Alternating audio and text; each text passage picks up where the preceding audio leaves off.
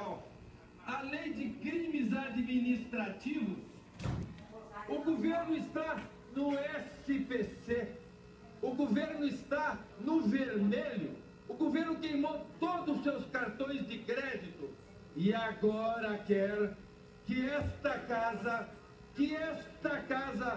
puramente, ingenuamente, feche os olhos e dá o atestado de crédito fiscal ao governo que errou, que foi irresponsável. Aliás, até a eleição estava tudo em ordem. Até a semana passada, a ministra Miriam disse que havia equilíbrio fiscal. E agora eu ouço o líder do governo dizer: olha, vai quebrar o país, não tem dinheiro, vai faltar dinheiro para os pobres, para a saúde, para os prefeitos, para os governadores, Congresso Nacional, vocês têm que dar esse crédito fiscal.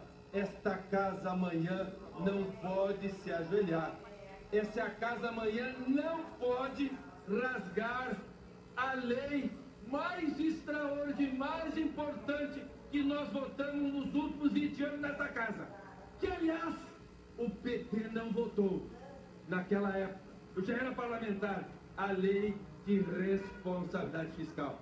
Senhores parlamentares, é terrorismo. Existe um colchão para o governo honrar as transferências constitucionais para os prefeitos, para os governadores, para a saúde e para a educação. Isso é terrorismo. O governo quer esse atestado porque há risco, sim, de responsabilidade criminal, fiscal da senhora presidente, do chefe do Tesouro Nacional. Há risco, sim. Há muito risco. Então esta casa amanhã terá que pensar, refletir. Amanhã nós vamos discutir, inclusive, a economia. Sim, é brincadeira o líder do governo dizer que está tudo bem. Contas externas estouradas. Déficit fiscal de quase 100 bilhões de reais. Contas correntes, muito mais. Crescimento quase zero. Recessão nós estamos.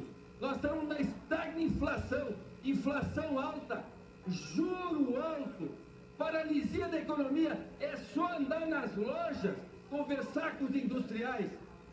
Santa paciência, respeitem os brasileiros e não minto aqui. Mas amanhã, sim, nós vamos discutir. Eu acho que essa casa vai ser altiva, independente.